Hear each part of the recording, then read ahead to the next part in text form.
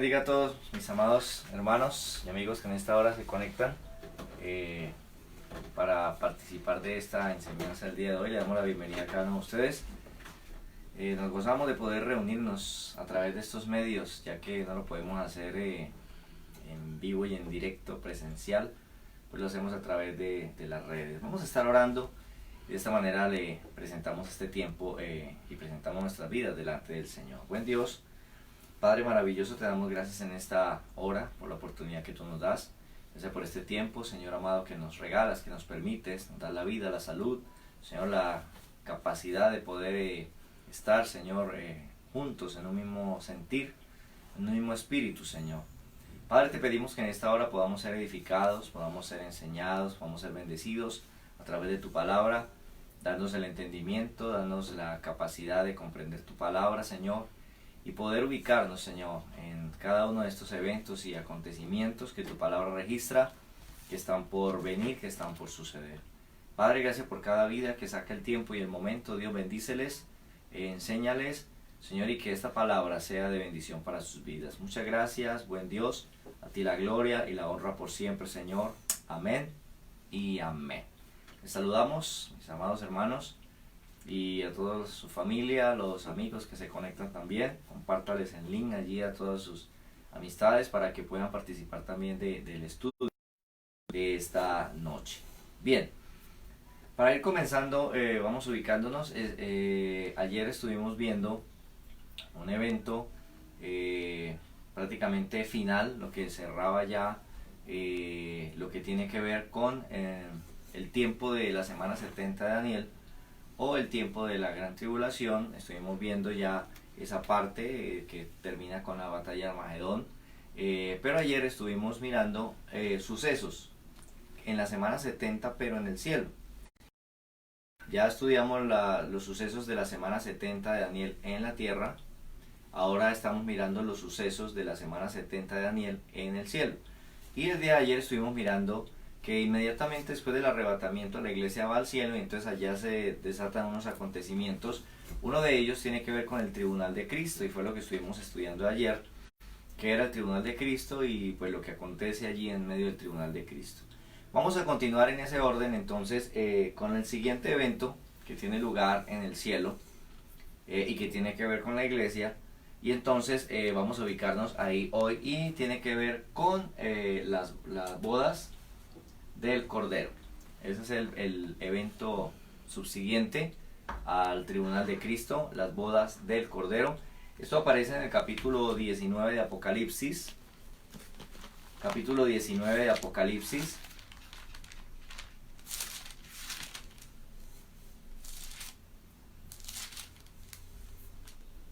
A partir del versículo 7. Dice la palabra de nuestro Dios de la siguiente manera: gocémonos y alegrémonos y démosle gloria, porque han llegado las bodas del Cordero, y su esposa se ha preparado, y a ella se le ha concedido que se vista de lino fino, limpio y resplandeciente, porque el lino fino son las acciones justas de los santos. Verso 9 dice: y el ángel me dijo, escribe, bienaventurados los que son llamados a la cena de las bodas del Cordero. Y me dijo, estas palabras son verdaderas. Amén. Entonces, el acontecimiento inmediato después del arrebatamiento es el tribunal de Cristo en algún momento allí en el cielo, y después de esto entonces viene lo que se conoce como las bodas del Cordero. Vamos a comenzar entendiendo un poco de qué se trata este evento. Entonces, lo vamos a mirar de la siguiente manera. Primero que todo, ¿quiénes serán los protagonistas de este evento? ¿Quiénes serán protagonistas de esta boda? Bien, primero que todo debemos entender que el evento se llama las bodas del Cordero. Así que entonces obligatoriamente ya tenemos claro que uno de los protagonistas es precisamente el Cordero. Bien, ¿quién es el Cordero? Entonces, ¿quién es este Cordero que se casa y cuál es su novia? Bien, el Cordero como el novio. Juan el Bautista, primo de Jesús, identifica a Jesús, ¿verdad? Dos veces, lo identifica públicamente como el Cordero de Dios. Esto lo vemos allí en San Juan capítulo 1, 19 y en San Juan capítulo 1, verso 35 al 37. Allí aparece el registro donde Juan identifica a Jesús 2 veces diciendo que Él es el Cordero de Dios. Así que vamos entendiendo la identidad. Ahora, en el Antiguo Testamento, según el judaísmo, según la ley, se sacrificaban corderos, ¿verdad? Se sacrificaban corderos para, con su sangre, cubrir el pecado de cada persona que había fallado. Llevaba un cordero, se sacrificaba y entonces esa sangre era el sacrificio que cubría, ¿verdad? Esa sangre cubría el pecado, no lo quitaba, pero sí cubría el pecado. Muy bien. Ya en el Antiguo Testamento entonces entendemos que es necesario que venga un cordero, ¿verdad? Pero ya un cordero perfecto que con su sangre no solo cubra, sino que quite, limpie, borre el pecado. Entonces ya encontramos que ese cordero es precisamente Cristo. Tenemos dos textos allí en Hebreos capítulo 10. Hebreos capítulo 10, verso 3 al 5, dice: pero en estos sacrificios cada año se hace memoria de los pecados, porque la sangre de los toros y los machos cabríos no pueden quitar los pecados, por lo cual entrando en el mundo dice: sacrificio y ofrenda no quisiste, mas me preparaste cuerpo. Entonces aquí está hablando de Cristo que viene en cuerpo y viene a hacer ese cordero que hace la expiación. El capítulo 9 de Hebreos, verso 22, dice: y cada purificado según la ley con sangre, sin derramamiento de sangre no se hace remisión de pecado. Entonces esto nos deja ver que se hace necesario que viniese un cordero, ¿verdad? Esto es Cristo, quien viene a morir, a derramar su sangre para el perdón del pecado de toda la humanidad. Entonces aquí encontramos que el cordero es Cristo, ¿ya? Ahora esto es interesante. Aquí hay algo interesante porque vamos a mirar quién es la novia, ¿verdad? Y bueno, hay algunas propuestas. Se ha hablado de que la novia es Israel, se ha hablado de que la novia es la Nueva Jerusalén, se ha hablado de que la novia es la iglesia. Entonces, esto es interesante porque vamos a mirar, según en los textos, la identidad de la novia. Pero quiero que usted entienda este paralelo. Entienda este paralelo. Adán, en el Génesis, Adán es el primer hombre, ¿verdad? El primer hombre perfecto. Y a Adán se le dio esposa, ¿cierto? Pero esa esposa no se hizo, digamos que de la misma manera que se hizo Adán. Adán fue tomado del polvo de la tierra y Dios sopló y hizo al hombre. Pero dice que cuando hizo la mujer, dice que lo que hizo fue que abrió el costado de Adán y tomó una costilla y de allí hizo a la mujer, hizo a Eva. Muy bien. Ahora mire este paralelo. Jesús es el segundo Adán, o el segundo hombre perfecto, que viene a quitar el pecado de la humanidad. Pero qué interesante que estando en la cruz, para poder revisar si había muerto o no había muerto, los soldados dijeron: no, este hombre ya está muerto. Entonces, para cerciorarse, dice que con la lanza atravesaron el costado y abrieron el costado. Y del costado, pues terminó de salir o de quedar demostrado que toda su sangre ya se había derramado. Que toda su sangre se había derramado y que él ya estaba muerto.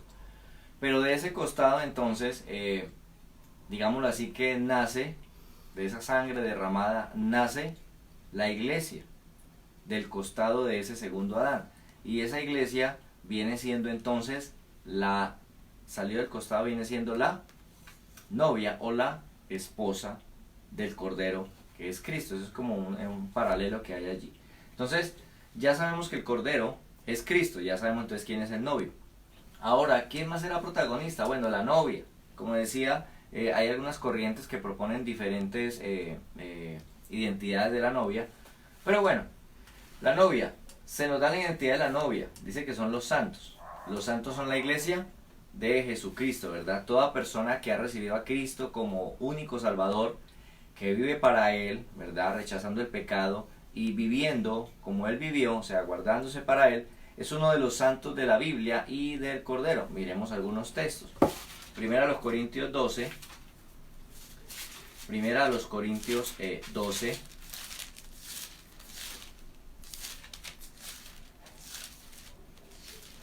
Primera a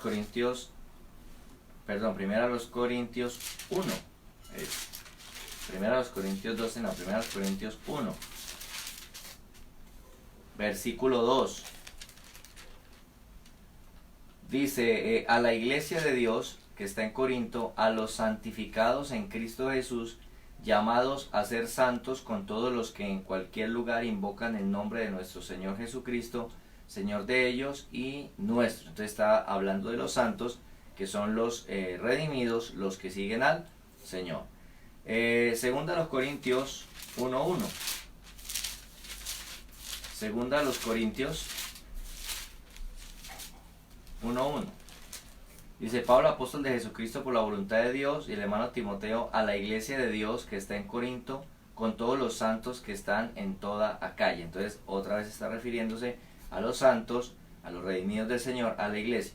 Pero en segunda a los Corintios, capítulo 11, verso 2, aclara un poco más esto.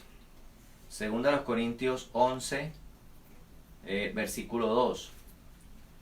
Dice, porque os celo con celo de Dios, pues os he desposado con un solo esposo, para presentaros como una virgen pura a Cristo. Entonces mire bien, otra vez está hablando a quién, a los santos, está hablando a la iglesia, ¿verdad? La iglesia es la reunión de los santos. Pero como dice allí el texto en el verso 2, dice, porque os celo con celo de Dios, pues os he desposado con un solo esposo, para presentaros como una virgen pura a Cristo. Cristo es el Cordero, es el novio. ¿A quién le va a presentar, o a quién ha desposado, y a quién le va a presentar como una virgen pura? A la iglesia. A la iglesia se la va a presentar a Cristo como una virgen pura. Dice, os he desposado. Os he desposado, el término tiene que ver con, están comprometidos. Ya se comprometieron para ese matrimonio. Usted es la novia, la iglesia es la novia, y Cristo es el novio. Entonces, como parte de la novia, la iglesia que se casará con Cristo, están los muertos en Cristo, de todas las épocas que recibieron la salvación de Dios. Eso lo encontramos en Primera Tesalonicenses capítulo 4. Primera Tesalonicenses capítulo 4, a partir del versículo 15. Dice, por lo cual os decimos esto en palabras del Señor, que nosotros que vivimos, que habremos quedado hasta la venida del Señor, no precederemos a los que durmieron. Porque el Señor mismo con voz de mando, con voz de arcángel y con trompeta de Dios, descenderá del cielo.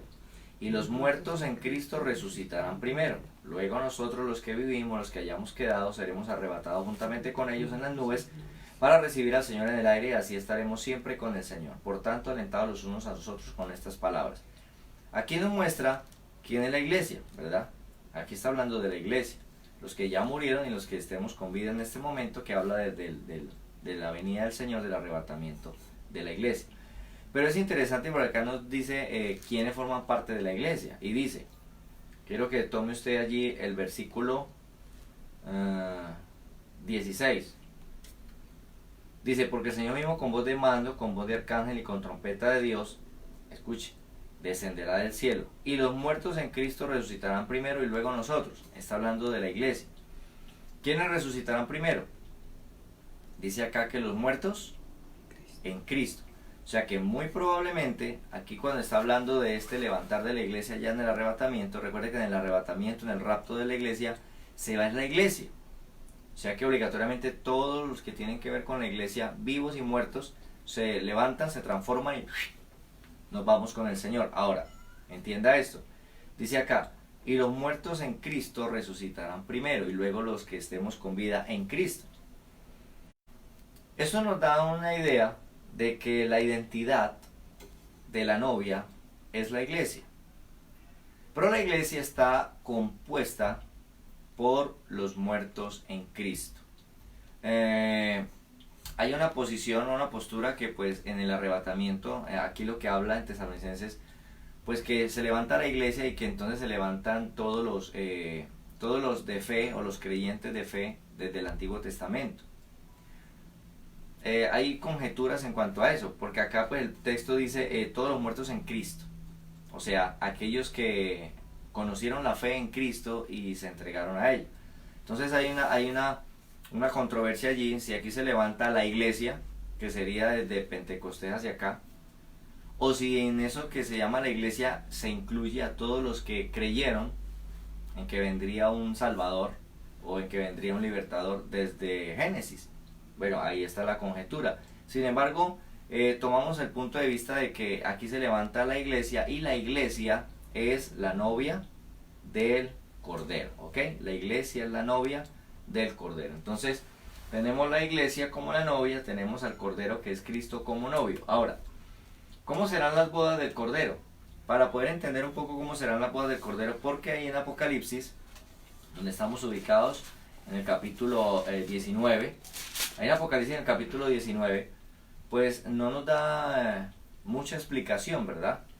Nos dice a partir del versículo 7, dice: gocémonos y alegrémonos y démosle gloria porque han llegado las bodas del Cordero y su esposa se ha preparado.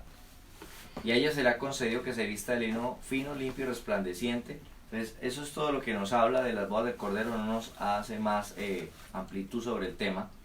Así que para entender un poco, pues tenemos que comprender cómo era el ritual judío.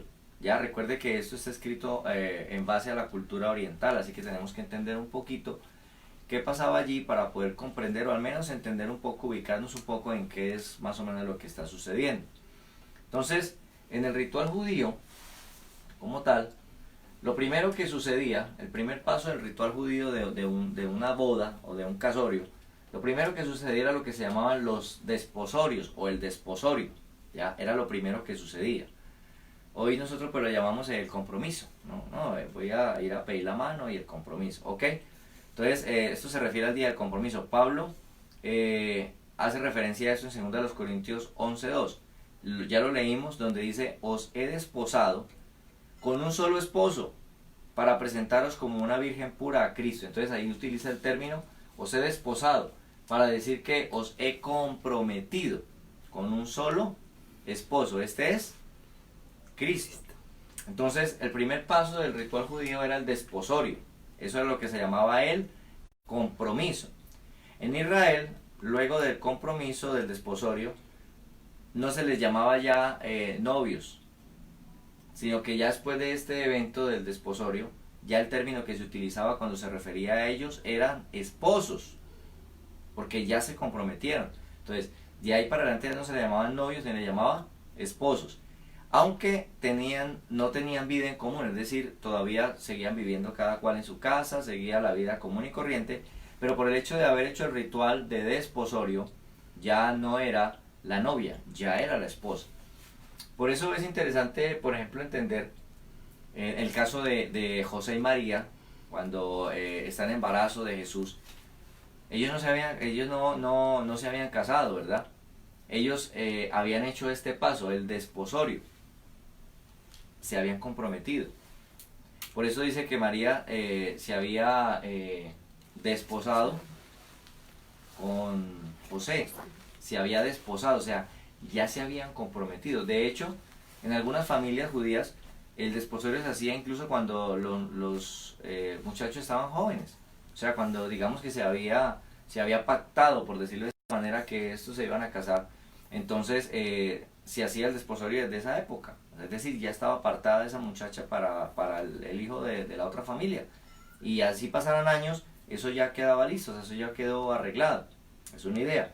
Entonces, por eso es que José, cuando se da cuenta que están en este proceso del desposorio, donde él ya se comprometió a que se casa con ella y ella con él, y ya no se conocían como novios sino como esposos, aunque no se habían casado y no convivían ni compartían nada, pero ya no se veían como novios sino que ya la desposó, quiere decir que ya es la esposa de él, falta es el proceso, pero ya es la esposa de él.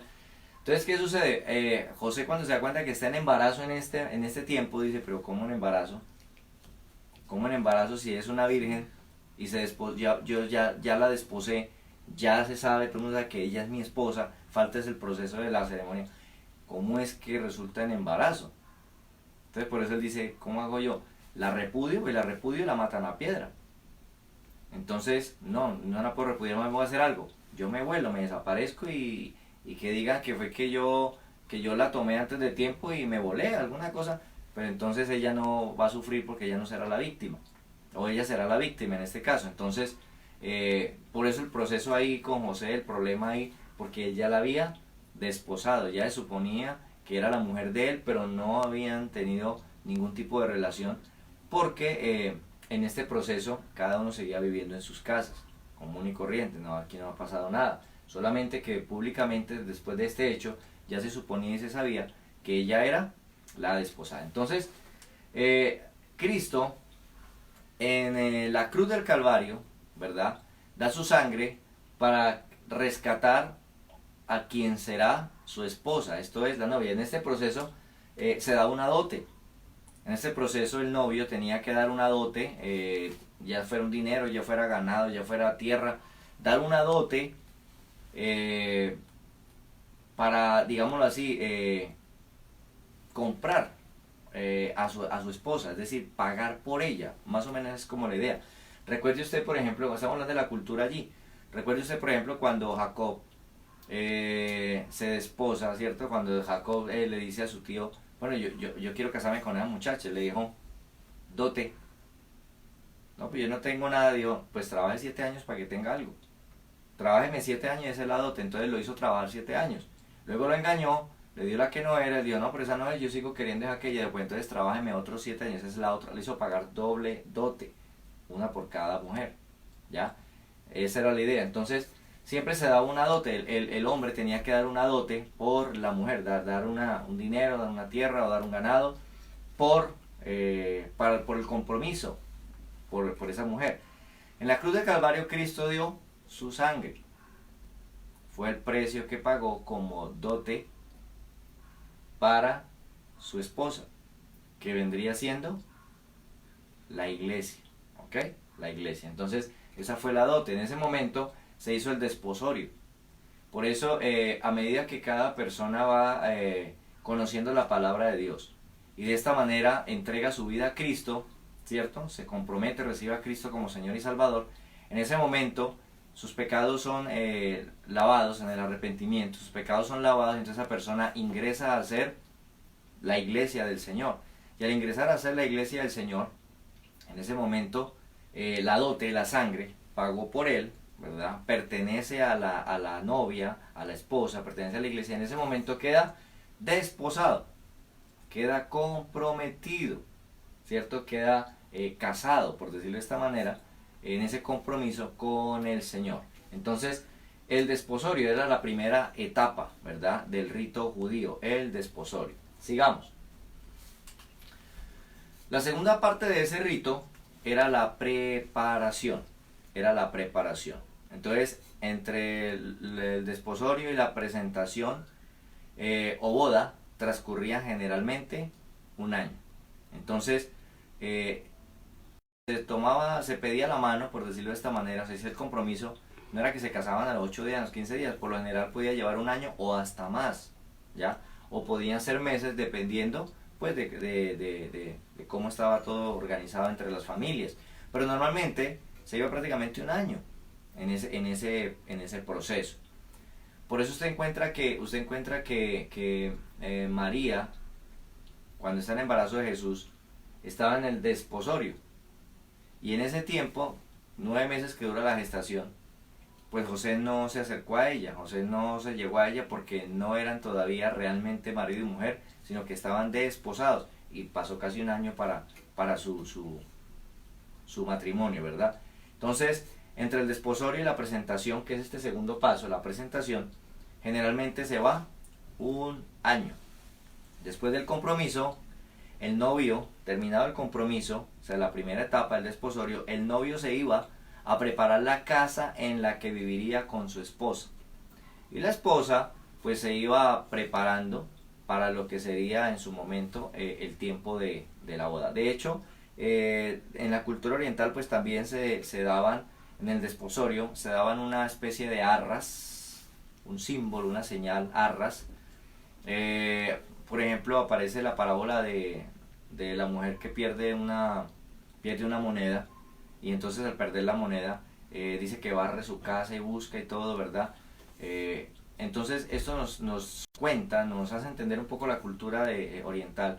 Y es que, por ejemplo, algunos dicen que proponen que lo que sucedía en aquel momento era que a la mujer en el desposorio se le daba una diadema o una cadenita donde venían 10 monedas, 10 moneditas, 10 dracmas, 10 moneditas, que eran como el símbolo o las arras de ese desposorio.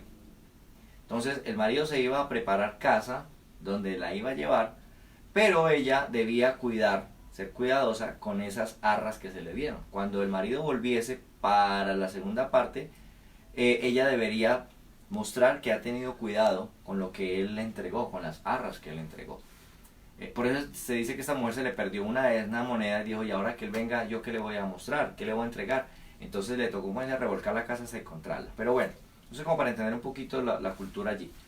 Pero que en el caso nuestro, también el novio que nos desposó, que pagó la dote con su sangre, él que nos desposó, también nos dio arras. Y la Biblia dice que las arras que nos dio fue las arras del Espíritu Santo. Es decir, el Espíritu Santo en nuestra vida son las arras. Son las arras que se entregaron para la iglesia. Ahora, para la novia en este caso, que es la iglesia.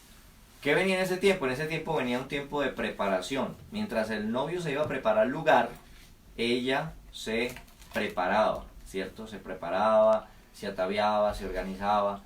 Eso era como lo que se hacía. Mire lo que nos dice acá. Después del compromiso, el novio se iba a preparar la casa en la que viviría con su esposa. Cuando su padre, el padre del novio, veía que la casa, el lugar donde ella iba a vivir, estaba lista, estaba terminada, entonces autorizaba el casamiento. Es decir, que el novio no sabía en qué día se casaría, porque él se iba a preparar y a organizar y a adecuar y todo, pero el papá del novio era quien estaba pendiente si todo realmente estaba listo, o si faltaba algo más, algún detalle, o si realmente todo estaba listo, para entonces decirle, mi hijo, muy bien, lo felicito, llegó la hora, vaya por la novia, vamos a hacer la boda. ¿Ya? Entonces, en cierta manera el novio trabajaba y organizaba, pero no sabía en qué momento el padre iba a decir, llegó el momento, ya todo está listo, puede hacerlo. ¿Ok? Entonces, el padre era, cuando veía todo terminado, era el que le decía a su hijo que era el momento.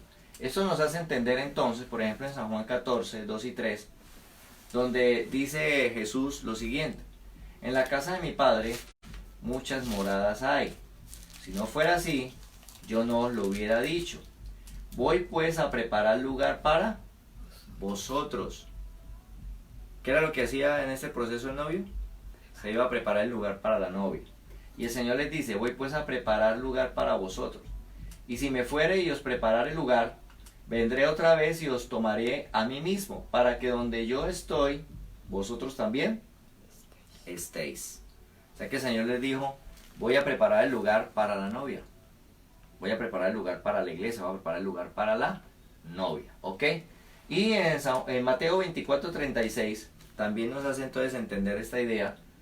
Pero del día y la hora nadie sabe, ni aun los ángeles de los cielos, sino solo mi Padre. Por eso Jesús, utilizando estas frases muy comunes en el contexto oriental, entonces ellos podían entender de qué le estaba hablando. Nosotros, nuestra mentalidad no es oriental, es occidental, por eso hay pasajes, o por lo general casi toda la Biblia, nosotros la leemos y tratamos de entender, pues tratamos de entender desde nuestra cultura, nuestra perspectiva, y a veces nos cuesta, decimos, pero es que yo no entiendo por qué esto dice acá. Pero es que para entenderlo primero tenemos que estudiar un poco la cultura oriental, porque la mente oriental está aquí. Entonces, muchos de los, por no decir todos los pasajes, sobre todo que el Señor habló allí, y las parábolas que dijo, y los ejemplos que puso, tienen que ver mucho pues con sus oyentes. sus oyentes eran orientales, por eso no les podía hablar de otra manera, les tenía que hablar el término que ellos comprendieran y ponerles ejemplos que fueran cotidianos para ellos. Al leerla nosotros, pues para nosotros no son ejemplos cotidianos. Por eso muchas veces quedamos embolatados ahí porque decimos, pero es que ¿por qué así? Cuando ya entendemos un poquito ese ritualismo de la boda, podemos entender por qué el Señor dice en la casa de mi Padre. Y se va, cuando muere, resucita y se va a casa del Padre. ¿Qué se va a hacer? Se va a hacer esta segunda parte que tiene que ver con la preparación. Él se va a hacer su parte de la preparación. Y dice, me voy a preparar lugar para vosotros. Ok, ya entendemos que eso era lo que hacía el novio.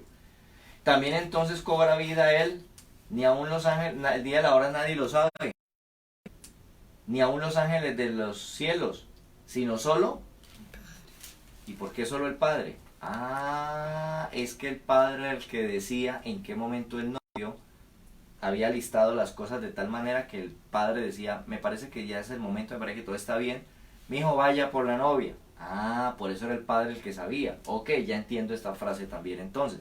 Mire que Jesús está hablando aquí entonces, en ese contexto, de lo que tiene que ver con esa fase de preparación. Ya se hizo el desposorio, venía el tiempo de preparación. La novia se preparaba y él se iba a preparar el lugar para ella. ¿Ok? Entonces, ahí ya nos queda más claro este proceso, el proceso que va. El día y la hora nadie lo sabe. Muy bien. Llegaba el Padre entonces y le decía, llegó el momento, vaya por la novia. Eso es lo que acontece, ese momento es lo que acontece precisamente en el arrebatamiento de la iglesia. ¿Ya? O sea que ahorita, en este momento lo que estamos viviendo, en este tiempo, en este espacio que estamos viviendo, no ha empezado la semana 70, acuérdense de eso. Entonces, en este espacio que estamos viviendo, sucede algo. El Señor se va a preparar el lugar. Está en ese proceso, la preparación del lugar, por decirlo de esa manera, para ubicarnos en el tiempo. Está preparando el lugar. Y la novia, que es la iglesia, está aquí en la tierra, ¿qué? Preparándose. Estamos en ese proceso. El novio está preparando el lugar, la novia se está preparando, estamos en ese proceso. Entonces, con la iglesia ya pasó lo primero que fue allí desde la cruz del Calvario, que fue el desposorio. Ya sabemos que entonces la iglesia es la esposa, la novia del Cordero. Perfecto. Ahora estamos en el segundo proceso, que es la preparación, ¿cierto? Donde la iglesia está preparando aquí en la tierra y el Señor está preparando el lugar para llevarlo. Falta esto, lo que dice acá. Voy a estar preparando el lugar para nosotros, ¿para qué? Para que venir a tomarnos, vendré otra vez y os tomaré. Vendré otra vez y os tomaré a mí mismo, para que donde yo esté, ustedes estén. Ahí está la novia, esperando que suceda. Pero el día y la hora nadie sabe, ni aun los ángeles, solo el Padre. O sea que estamos en el momento en que estamos esperando que el Padre le diga a Jesús, que es el novio, la casa está arreglada, está listo, vaya por la novia. Y entonces vendrá 1 Tesalonicenses 4, 16 y 17 y 1 Corintios 15, 51 y 52, que tiene que ver con el arrebatamiento. Por eso el día y la hora nadie lo sabe, solo el Padre. Será sin aviso. Entonces, ¡pum!, llegó el momento y nos fuimos. Por eso recuerde, y repito otra vez, el caso de la mujer que pierde su dracma, su pieza, su moneda, porque no sabe en qué momento va a llegar el novio. Ella está preparando, pero en cualquier momento llega el novio y se le pierde una moneda. No, a revolcar la casa porque pudiera llegar hoy, ¿cierto? Y se pone a rebuscar y a buscar hasta que la encuentre. Amigas, gócense conmigo porque encontré la moneda. Uy, siquiera, a ver si sí que aparezca el novio. Bien, pues pasa lo mismo, la iglesia está en ese proceso también de preparación. Ahí estamos esperando que venga el tercer paso. El tercer paso tiene que ver con la presentación. El tercer paso tiene que ver con la presentación. Hoy, en nuestro tiempo, en nuestra época o en nuestra cultura, sería la boda o sería el casamiento, el evento. Listo, la boda llegó. Mire que pudiéramos nosotros simbolizarlo de esa manera. Digamos que en nuestra cultura, entonces va y se habla con los papás y se le pide la mano y se le da el anillo y de pronto se hacen una comidita y bueno, y entonces ya queda delante la familia, que listo, ya se casan, hasta ahí. Luego entonces dice, no, nos vamos a casar dentro de 3 meses, o dentro de un mes, o dentro de 5 meses, o dentro de 6 meses. Entonces viene el proceso de la preparación. Entonces empieza que a quienes vamos a invitar, que las tarjetas, que la torta, que el vestido, que no sé qué, que lo otro, que hay que comprar esto, que falta aquello. Comienza el proceso de preparación. Y el novio entonces, bueno, ¿y dónde vamos a vivir? ¿En el apartamento, en la casa? ¿Dónde vamos a ubicar? Y comienza todo el proceso, ¿verdad? Y luego cuando ya pasa todo, entonces viene el evento como tal. Viene ya lo que se conoce como la boda, la fiesta, ya, el casorio, la ceremonia, pan, nos casamos. Ok. Mire que más o menos es parecido, pero que aquí tiene algunos ingredientes de pronto que se añaden más. Entonces viene la parte de la presentación, que sería la tercera parte, llamado para nosotros el casamiento o la boda como tal, la ceremonia. En el Nuevo Testamento, la ceremonia del casamiento se le conoce con el nombre de la presentación, así se le conoce, la presentación. Por eso dice en Efesios 5:27, dice, a fin de presentársela, la presentación, a fin de presentársela a sí mismo, una iglesia gloriosa, que no tuviese mancha, ni arruga, ni cosa semejante, sino que fuese santa y sin mancha, a fin de presentársela. Habla ya del casamiento, de la ceremonia como tal. Muy bien, entonces, ¿cuándo sucede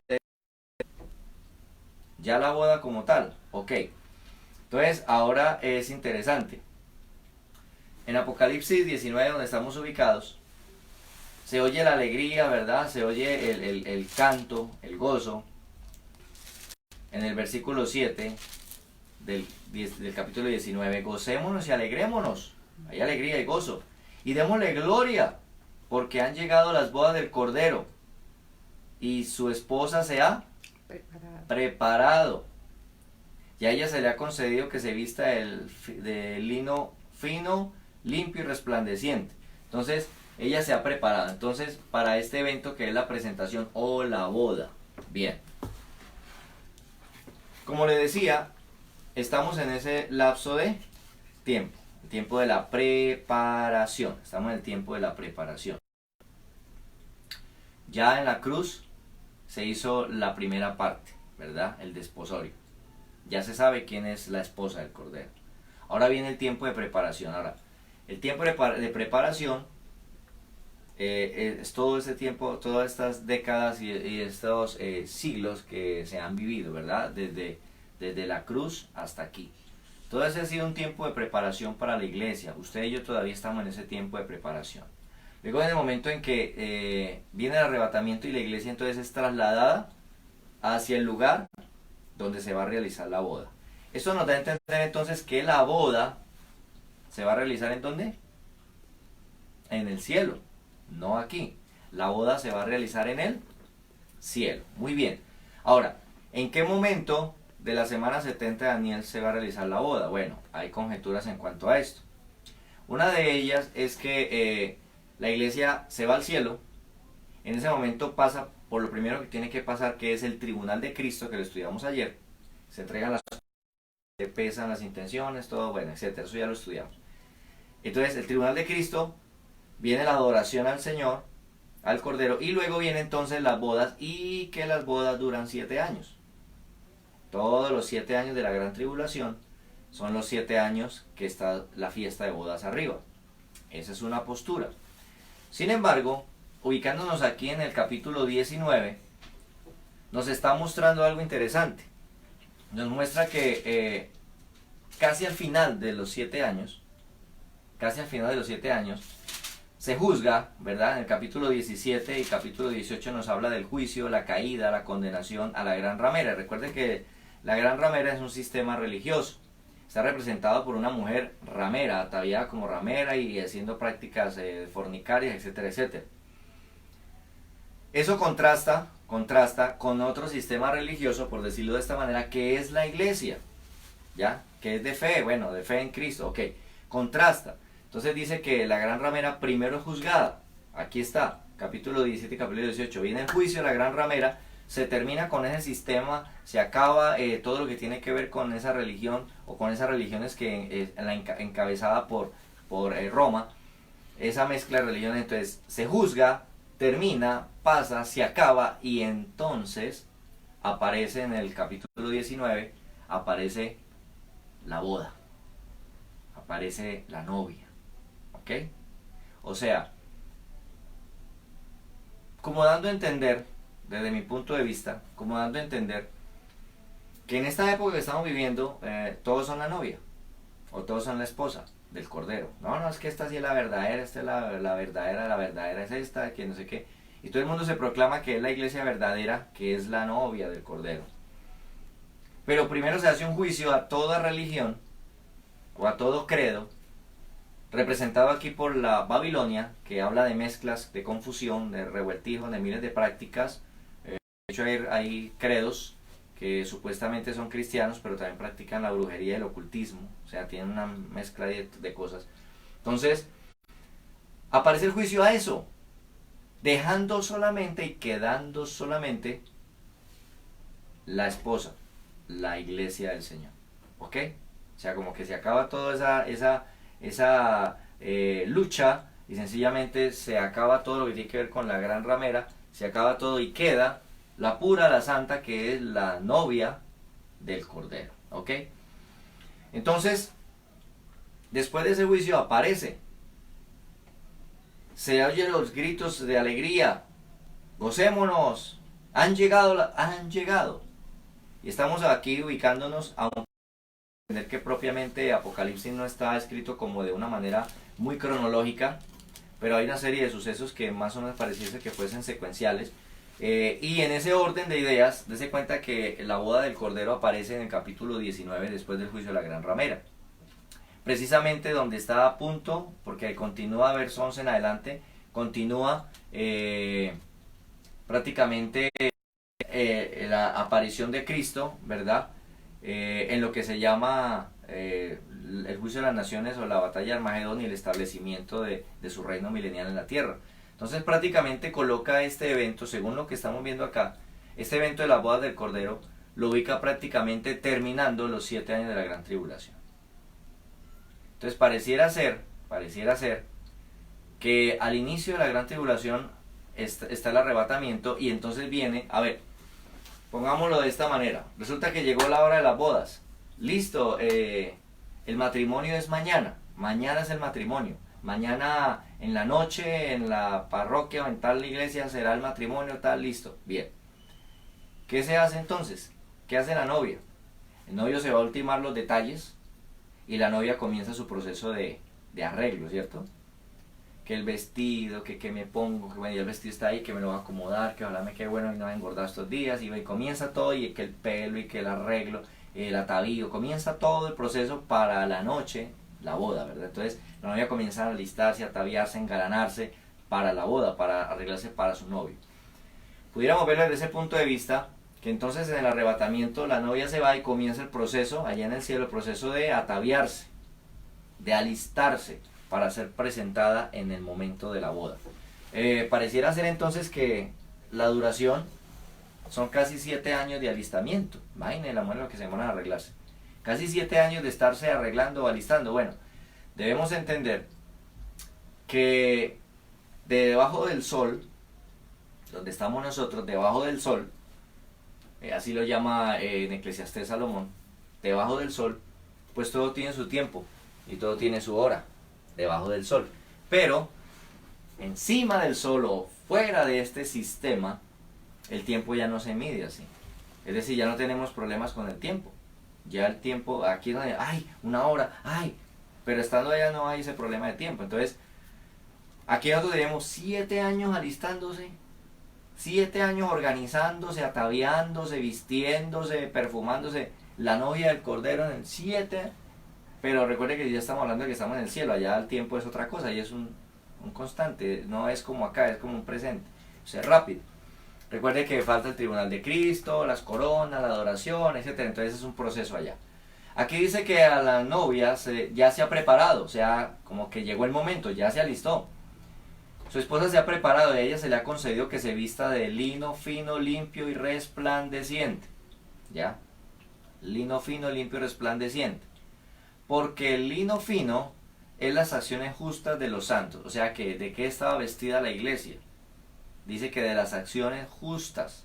O sea, de las cosas bien hechas, ¿verdad? De buenas acciones, es decir, de lo que la iglesia que está allá, que es la iglesia real, de lo que la iglesia que ya está en el cielo hizo en la tierra. Recuerde que está vestida de lo que quedó de todas las obras justas que presentamos en el tribunal de Cristo.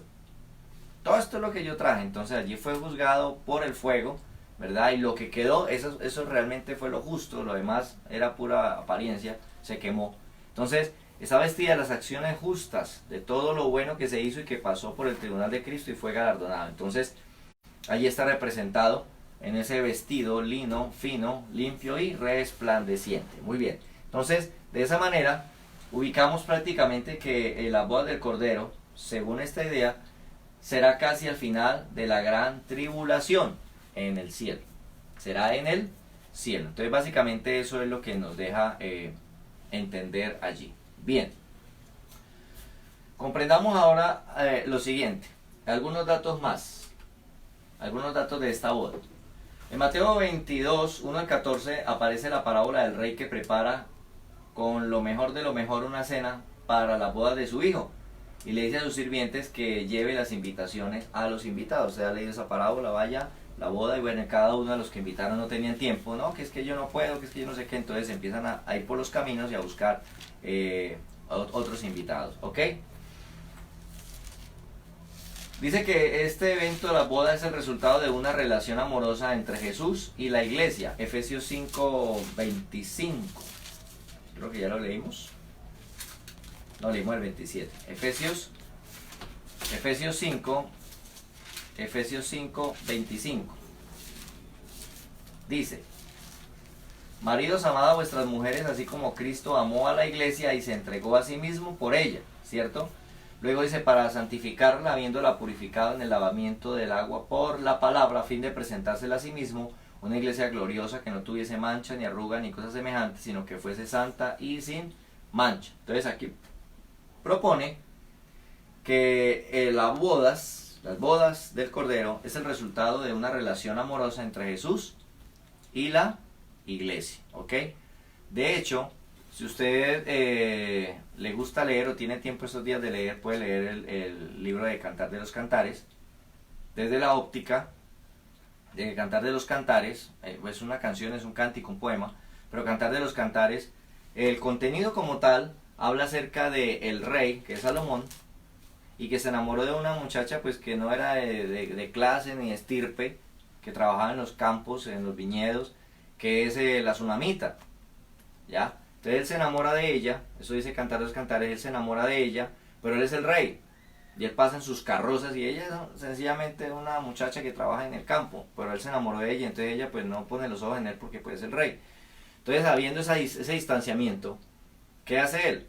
Dice que Salomón, como el rey, se viene y se disfraza de un pastorcillo, de un pastorcito que trabaja cuidando ovejas ahí, se pone al nivel de ella, o sea, va y se mete en su mundo, se pone al nivel de ella, y allí comienza a enamorarla hasta que la enamora, y quedan flechados y quedan enamorados. Eso dice Cantares, y luego después de ese amorío, después de ver esos detalles y todo, entonces luego él ya dice que se la lleva, en su litera, vienen sus carrozas y todo, y se la lleva al palacio, ya entonces ya como rey, se la lleva, la sacó del mundo allí del que ella vivía, la sacó, la conquistó y se la lleva al palacio a vivir con ella, o sea, la hace su esposa, por decirlo de esta manera. Eso es lo que dice Cantar de los Cantares, resumiéndolo. Es poético, se habla mucha poesía, hay que tratar de entender como poesía lo que dice allí. Pero, mirándolo desde este punto de vista, de la relación de Cristo como el Rey, que como la iglesia está en la tierra, y está en una condición en la que todos quedamos muertos, caídos por el pecado, pues Él vino y dejó de ser Rey, y vino y se metió a nuestro mundo, se metió como hombre, y así nos conquistó, ¿sí? Nos enamoró, nos conquistó. Y ahora va a venir entonces como el rey a recogernos para llevarnos al palacio, ¿ya? Usted puede leer Cantar de los Cantares desde esa óptica, desde ese punto de vista de la relación de Cristo y la iglesia, de esa relación amorosa del novio y la novia. y de esa manera se entiende muy bonito Cantar de los Cantares y lo comprendemos mucho más. Entonces, es el resultado, las bodas es el resultado de una preparación de bodas mientras estaba la iglesia en la tierra, Apocalipsis 19:7. Entonces la iglesia aquí se está preparando, la iglesia está pasando por unos procesos, está siendo lavada por la palabra, dice aquí en Efesios, lavada por la palabra es el agua que nos va lavando, ¿verdad? Que nos va purificando, por eso es necesario conocerla y aprender de ella. Muy bien, pero viene una parte final de esto, y es que en las bodas hay invitados, ¿o no? Recuerde que la parábola que hablamos anteriormente, en Mateo 21, y de hecho hay algunas parábolas más, habla acerca de los invitados a las bodas. Es decir, que entonces cuando hay bodas hay invitados, o no, o no se hacen invitaciones para las bodas. Claro. Hay algunas parábolas que hablan de esto. Entonces ahora viene la pregunta, la identidad de los invitados. ¿Quiénes son los invitados? Interesante, ¿no? Bueno, pues déjeme decirle que eso es tan interesante que hay diferentes opiniones en cuanto a eso. ¿Por qué? Por ejemplo, Juan el Bautista, que es uno de los últimos santos del Antiguo Testamento, ¿cierto? Uno de los santos, es decir, Juan, por eso dice el Señor, hablando de Juan el Bautista, dice, no se ha levantado profeta como Juan, ni se levantará otro después de él, porque Juan prácticamente viene siendo como el último profeta del Antiguo Testamento, viene siendo como el último de los santos del Antiguo Testamento, porque Juan muere antes de que la iglesia nazca, ¿ok? Juan muere antes de que la iglesia nazca. Bien, entonces viene siendo uno de los últimos santos del Antiguo Testamento. Y Juan, en el capítulo 3, en el versículo 29, indicó que él era un amigo del novio. Y podemos ir allí a San Juan para que usted lo vea. Esto es interesante, esto pues no tiene nada que ver con nuestra salvación y con nuestra vida eterna. Pero bueno, es interesante revisar un poco estos temas que están en la Escritura y que a veces no les echamos mente. San Juan, capítulo 3, versículo 29. Dice, el que tiene la esposa es el esposo, mas el amigo del esposo que está a su lado y le oye, se goza grandemente de la voz del esposo. Así pues, mi gozo está cumplido, ¿cierto? El amigo del esposo, el amigo del esposo. Entonces está hablando de la esposa, está hablando del esposo y está hablando del amigo. Entonces, hay una conjetura en cuanto a esto, y es que Juan, según lo que está hablando aquí, el amigo del esposo, y él es el último de los santos del Antiguo Testamento. Entonces, se propone que estos santos del Antiguo Testamento, o sea, todos los creyentes que murieron desde Adán hasta la resurrección de Cristo, serán invitados a la fiesta. Es decir, todos los que fueron de fe desde Adán hasta cuando comienza la iglesia, toda esa gente que son de fe, son los santos del Antiguo Testamento, según lo que propone Juan aquí. Entonces, ellos son los santos del Antiguo Testamento, que murieron creyendo en lo que creían en el Antiguo Testamento, pero no conocían a ciencia cierta a Cristo, no formaron parte de la iglesia, de hecho no formaron parte de la iglesia. Entonces, se hace esa diferencia. Cuando se levanta la iglesia, se levanta a todos los que creyeron en Cristo, o sea, en la era de la iglesia. Pero los santos del Antiguo Testamento no se han levantado, esa es una propuesta. Algunos proponen que en el arrebatamiento salen todos, desde Adán para adelante. Ok. Otros proponen que los santos son una cosa y la iglesia, que fueron los que fueron lavados por la sangre del Cordero, ellos son la iglesia, y los otros son los que creyeron, los santos, pero no son la iglesia. Entonces se hace una diferencia en eso. Entonces por eso se dice que si la iglesia, aquí según propone Juan, está el esposo que es el Cordero y está la esposa que es la iglesia, ¿el qué es? Entonces dice, no, yo soy amigo del novio, o sea, soy de los invitados. Entonces se propone que los santos del Antiguo Testamento son los invitados. Es decir, de hecho hay una propuesta que estos santos del Antiguo Testamento que no son la iglesia, que estos santos del Antiguo Testamento serán resucitados en ese momento. Serán resucitados cuando terminan los 7 años de la gran tribulación. De hecho, se propone que estos santos son resucitados al final de la gran tribulación, junto con los que recibieron al Señor en la tribulación, o sea, los mártires de la tribulación, muchos de los cuales murieron como mártires por el testimonio de Cristo. Entonces se propone que los mártires, ¿por qué? A ver, ¿por qué esa propuesta? Porque la iglesia ya está en el cielo. Entonces se propone que estos ya no son iglesia, porque se convirtieron en la gran tribulación cuando ya no hay iglesia. Ya es entendiendo un poco los conceptos. Nosotros podemos decir, no, todos los que son de fe de Adán, hasta los mártires de la gran tribulación, todos son la novia, todos son la iglesia. Bueno, suena bonito. Por eso ponemos a definir conceptos. Tenemos que mirar que esta gente del Antiguo Testamento fueron de fe, pero no fueron iglesia porque no había iglesia. La iglesia aparece después de la muerte y la resurrección de Cristo, del día de Pentecostés. Nace la iglesia, ok. Entonces, aparece la iglesia y es la era de la iglesia que se cierra con el arrebatamiento. Cuando la iglesia se va, ya no hay iglesia. ¿Cuál iglesia ya no hay? Ya hay otra vez gente de fe, en Cristo en este caso, pero ya no hay iglesia. Ya la era de la iglesia se terminó, entonces la iglesia ya está en el cielo, la novia ya está preparada. Entonces, ¿esta gente qué? Entonces, o los incluimos en la iglesia, o como ya no hay iglesia, cuando ellos se convirtieron después, entonces los unimos. Estamos viendo la identidad de los invitados. ¿Quiénes son los invitados? Porque precisamente aquí en Apocalipsis, capítulo 19, en Apocalipsis capítulo 19, entonces estamos viendo las bodas del Cordero, ya explicamos de la novia, ya explicamos el proceso según el ritual judío, para tener una idea de en qué momento estamos y qué es lo que está pasando. Hablamos de la primera parte, que es el desposorio, ¿verdad? Ya hablamos de esto.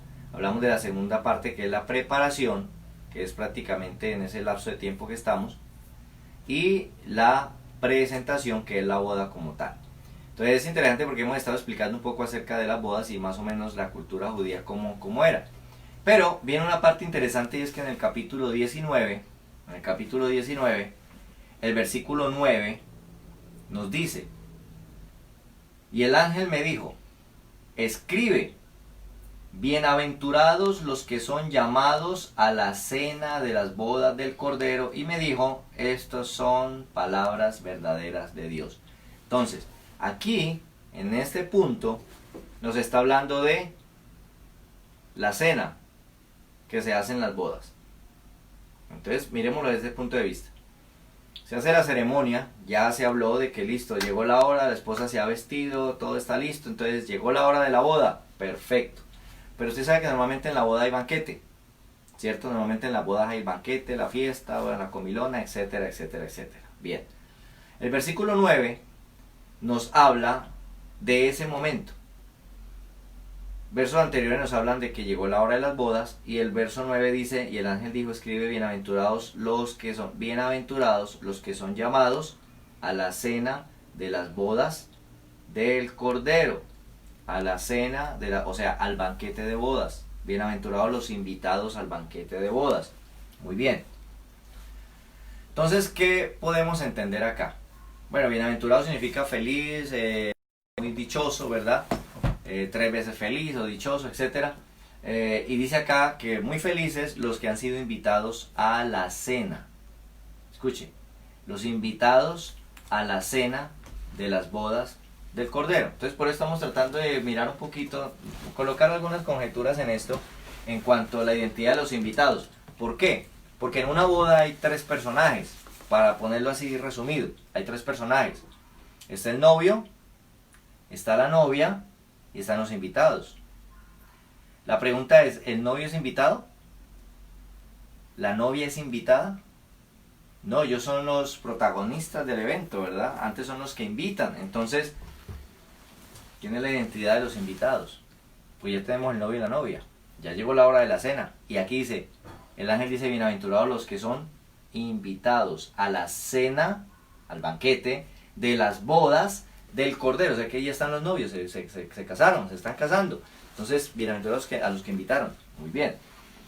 Proponíamos, según las corrientes, hay algunas propuestas. Una, que Juan el Bautista se propone como el último santo del Antiguo Testamento, se propone como amigo. Entonces está simbolizando a todos los creyentes del Antiguo Testamento, a los que fueron de fe en el Antiguo Testamento, que se levantarán para el final de la gran tribulación. Es una propuesta.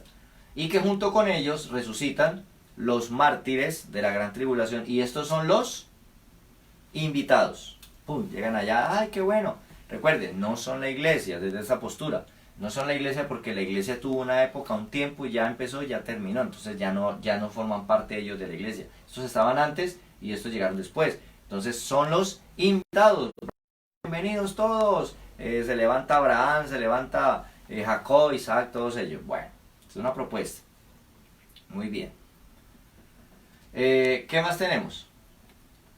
Tenemos entonces que algunos sugieren que no, que todos son la iglesia, porque todos son de fe, entonces todos son la iglesia, y que más bien lo que sugieren es que son los ángeles los que prácticamente son los invitados. Bueno, ángeles, ustedes son los invitados.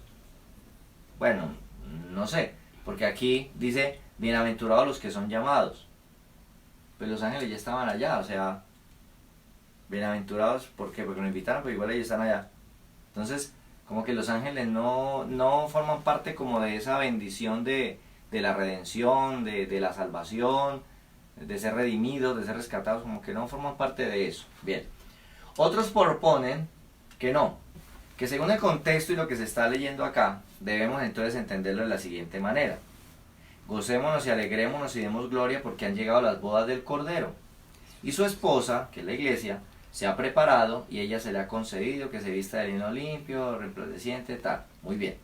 Y luego que en el versículo 9 cambia y dice, y el ángel me dijo, escribe bienaventurados los que son llamados a la cena de las bodas del Cordero.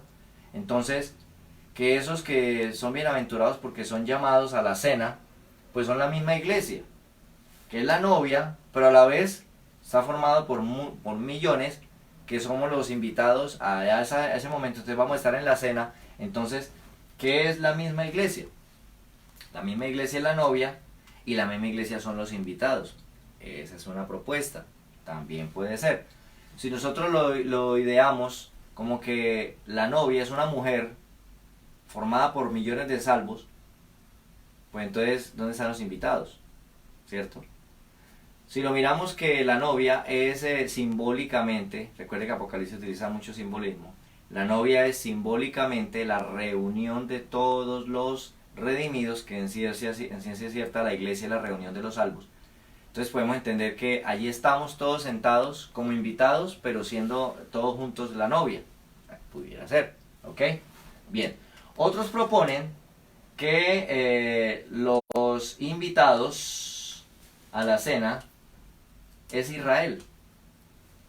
Es la nación de Israel y las naciones gentiles que estarán después de la gran tribulación. Porque hay una propuesta que la cena, las bodas son en el cielo, pero Cristo se viene, según el capítulo 19, versos siguientes, verso 11, por ejemplo, dice: entonces vi el cielo abierto y he aquí un caballo blanco, y el que lo montaba se llamaba Fiel y Verdadero, y con justicia juzga y pelea. Sus ojos eran como llama de fuego, está representando a Cristo en el momento de venir a la tierra, etcétera, etcétera. Entonces viene a establecer su reino milenial, porque termina los 7 años de la semana 70 de Daniel y comienza el reino milenial. Entonces él viene a establecer. Entonces la propuesta es: se hizo la boda, se hizo el casorio, el cielo está de fiesta y nos venimos todos.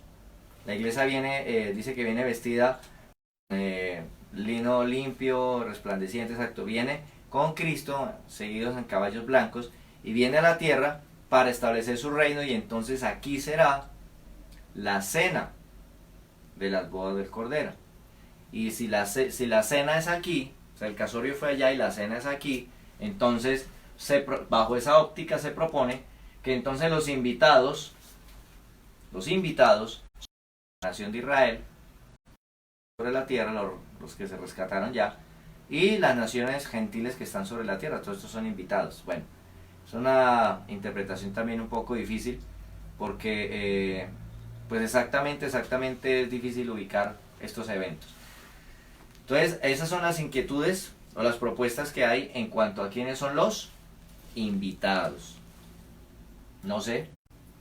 Lo importante aquí sería comprender que nosotros somos, como iglesia, somos la novia, somos la ya estamos desposados, que estamos en el tiempo de preparación y que en algún momento el novio viene a recogernos para llevarnos al lugar donde se va a efectuar el evento, y entonces tendremos allá el momento de ataviarnos, organizarnos para la boda. Y ya viene la cena. Si somos la novia y van a venir otros invitados, qué bueno. Si nosotros mismos somos los invitados también, pues también, más comemos. No hay problema. Lo importante aquí es que entendamos que hay unas bodas en el cielo, que hay un novio, que hay una novia, y que estamos en la etapa en que la novia se está preparando. Entonces, esto habla, y me llama la atención porque dice que la novia se viste de lino limpio, fino, limpio, resplandeciente, y estas son las acciones. Ahora escuche. Si estamos en el momento de preparación, tenemos que revisar nuestras acciones, nuestras actitudes. ¿Qué hacemos? ¿Cómo lo hacemos? ¿Por qué lo hacemos? Si somos creyentes, ¿qué creyentes somos? ¿Por qué somos eso? ¿Por qué lo hacemos así? Es decir, revisar nuestras acciones, nuestra vida, para poder ir limpiando cada día, ir lavando de nosotros tantas cosas que a veces tenemos que organizarnos, ¿verdad? Muchas veces se nos olvida revisar nuestro corazón, nuestros pensamientos, aún como hablábamos estos días, nuestras intenciones, y a veces sencillamente a eso no le ponemos cuidado ni le prestamos atención. Eso no es pecado, eso no hace daño, y resulta que hay cosas en nuestro corazón que pueden ensuciar nuestras vestiduras y que pueden realmente sacarnos del camino del Señor. Entonces estamos en el proceso de preparación porque somos la desposada, hay unas bodas y estamos en el proceso de alistarnos, organizarnos, prepararnos, estar listos, estar pendientes de las arras que nos dieron, que es el Espíritu Santo, ser lavados cada día por la palabra, estar organizados porque viene el novio y entonces nos vamos de bodas. Amén. Hermano, espero que hayamos aprendido, que haya sido de bendición. ¿Qué viene después de esto? Ese suceso en el cielo, en la semana 70 de Daniel. ¿Qué acontece o qué viene a continuación después de esto? Bien, pues no se pierde el estudio de mañana, así que vamos a estar orando y le damos gracias a Dios. Padre bueno, maravilloso Dios, gracias por tu palabra, gracias por bendecirnos a través de tu palabra. Te pido que nos sigas ayudando, Señor, que nos sigas enseñando, Señor, y que todo esto sirva para poner en práctica en nuestra vida, Señor, muchas cosas. Señor, para revisar nuestra vida, para organizar nuestra vida. Padre, gracias. Yo te pido, Dios, que tu palabra haga el proceso de lavarnos, de limpiarnos, Señor, y que tu Espíritu Santo cada día nos convenza de pecado, de justicia y de juicio, y cada día siga haciendo ese proceso de en nuestra vida, en nuestro corazón. Gracias, Señor. Te pido que bendigas cada familia, cada amigo, cada amiga, Señor, que están atentos a esta enseñanza. Espero que puedan aprender y que puedan comprender estas verdades que están escritas en tu palabra. Muchas gracias, buen Señor. Amén y amén. Amados hermanos, Dios les bendiga y nos vemos mañana para continuar con este estudio. Bendiciones.